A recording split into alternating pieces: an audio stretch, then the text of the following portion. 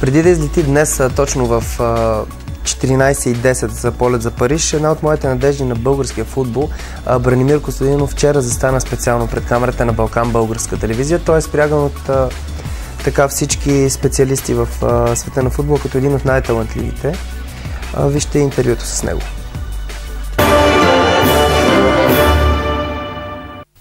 Бранимир Костадинов е сред най-добрите в Европа на неговата възраст, твърди шефът на школата на Хартс, където играе в момента младокът. Да, в началото тренирах тенис, но постепенно с моя брат Светослав се ориентирахме към футбола. Може би защото баща ми тогава се занимаваше с футбола. Първите ми 3 години бяха в юношеската формация на Септември. Смятам, че беше доста добър. Бяхме при двамата близнаци, Киро и Тони. Но след това, след смяната на треньорите, решихме да се преместим в Славия. Там изкарах около, може би, 6 или 7 години. И след това заминахме за Австрия. Така в началото в Австрия, да ни разкажеш нещо повече, като отидохте сами с брат ти, далече от родителите ти, притеснявахте ли се, много трудно ли ви беше? Първите няколко месеца в Австрия бяха доста тежки за мен и брат ми, защото за първи път се отделихме от семейството ни. Но постепенно, може би, така нещата станаха по-лесни за нас, като тръгнахме на училище, защото свикнахме с средата по-бързо, колкото може би се очакваше. И смятам, че за година и половина-две влезнахме добре в живота извън семейството. Значи не съжаляваш, че си зарязал тениса, също един доста хубав спорт за сметка на футбол. Не съжалявам. В отбора на Ланс... Да, минайте се. Виждам, че имаш от 16 мача 16 гола, което е доста добре. Да. Всичко започна още от контролите преди старта на сезона. Потръгна ми и треньорът реши да залага на мене, макар че бях по-малък с около 2 години от нападателите, които бяха в отбора с мен. Треньорът реши да залага на мене. И не е сгрешил? Да, може би оправдах очакванията му.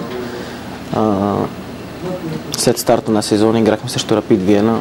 Така беше един голям матч за мен, защото за първи път играх с този отбор в сезонен матч и успях да отбележа гол. Победихме се с 3-0.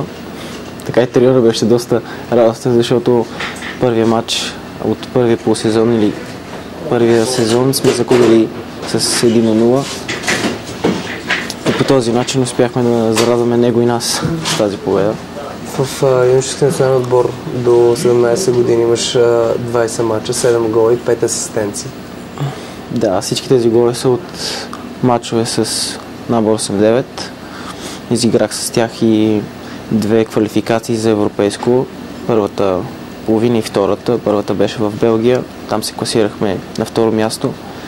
Успяхме да победиме Австрия, отбора, в който всъщност страната, в която играех. Победихме ги с 4-0.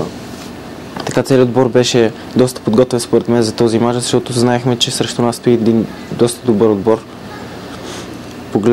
Поглеждайки контролите, които са изиграли, победите, които са направили. Така доста очудващо, може би ги победихме с 4-0, защото аз вярвах на възможностите на нашия отбор и знам, че всеки един от нашите отборници е знал, че ще можем да победим този съперник и просто ги отвяхме. Подготовката на момчета на твоята възраст в чужбина и в България различава ли се много? Може би по-професионално ли се гледат на нещата в чужбина? Да, начина на тренировки, начина на отношение към юношите, според мен е по-голямо. Начинът на трениране е по по-различен начин от този, в който съм бил в България. Тренировките са доста по-дълги, продължават около 2 часа, понякога се е случило да продължат и повече от 2 часа, което прави тренировката по-тежка. Заниманията са на пълна концентрация, нямаш право да се разконцентрираш през цялото време, защото треньора наблюдава тези неща и прави забележка веднага. Но като цяло се различават нещата. Вижда ли си някои от световните звезди на живо? Световните звезди на живо? Да, виждал съм. Смятам, че Митко Бербатов, Стилян Петров. Те са световни звезди за мен и за България. Виждал съм ги. Може би съм нямал точен директен контакт с тях. Тоест да сме се заговаряли за нещо, но смятам, че наистина е хубаво, когато видиш такива футболисти близо до теб. По стила на твоята игра, до кой футболист се доближаваш? И от българския национален отбор, и от чужденците? Трудно мога да определя. Според мен не знам, аз много харесвам стила на Шевченко, харесвам стила на Кристиано Роналдо, но лично за себе аз не мога да определя на кого точно се доближавам. Надявам се да не влизаш в криза, в която в момента е Шевченко, и да продължиш така с добрите си изяви.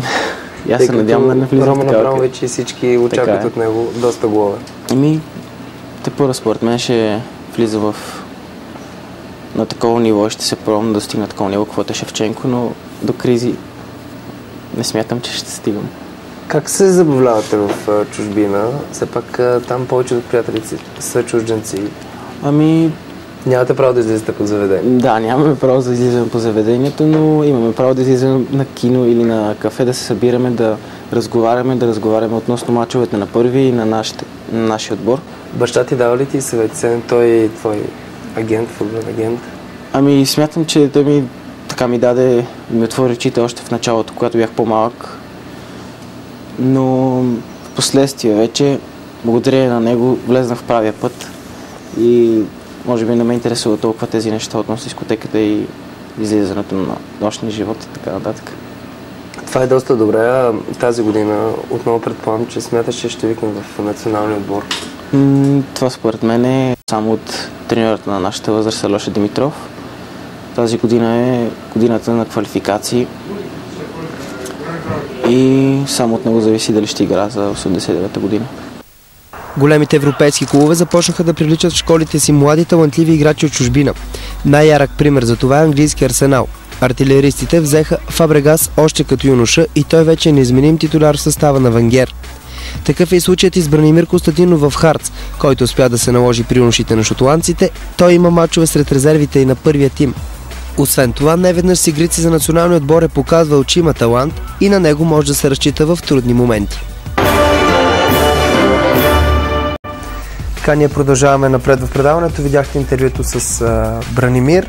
Дано да успее това момче, наистина много надъхан. Иска да успее както всеки един, който се занимава с спорт.